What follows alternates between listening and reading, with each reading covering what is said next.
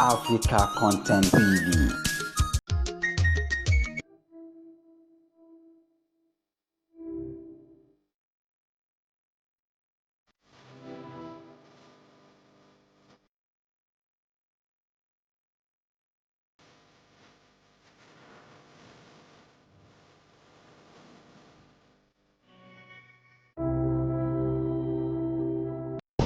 Èmi ni ọkọ principal community high school Orire Seyi tí àwọn agbẹnipamọ́ pé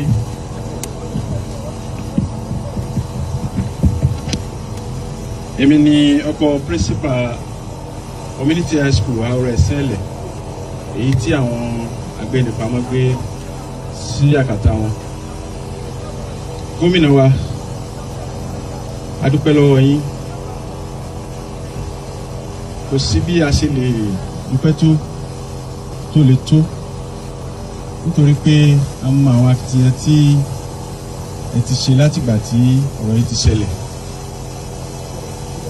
Ẹ ṣàlejò wa.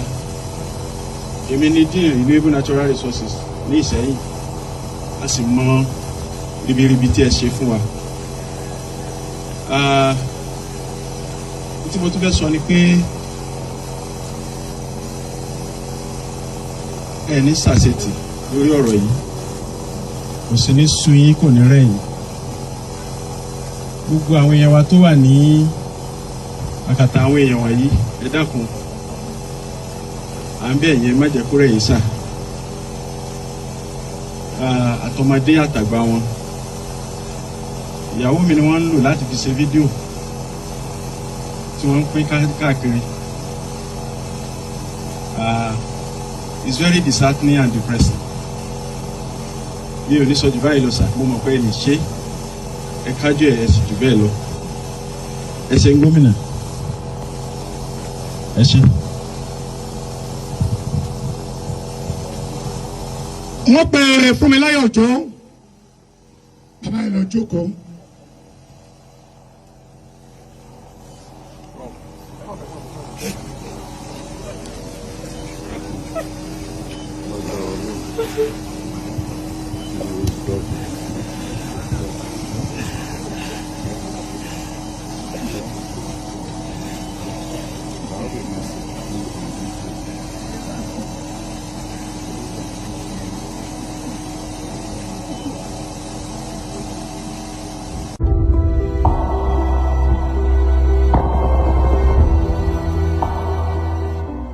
Joe, I want your cooperation. In fact, cooperate pẹ̀lú wa.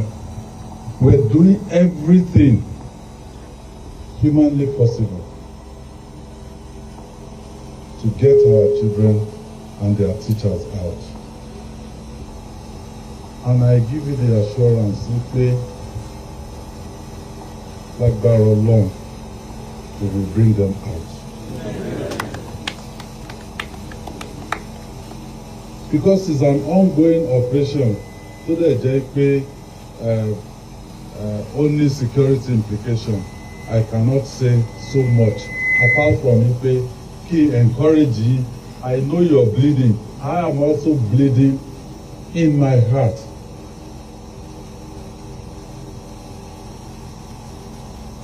My pleading is that educate, intensify idea, and please have trust in your government.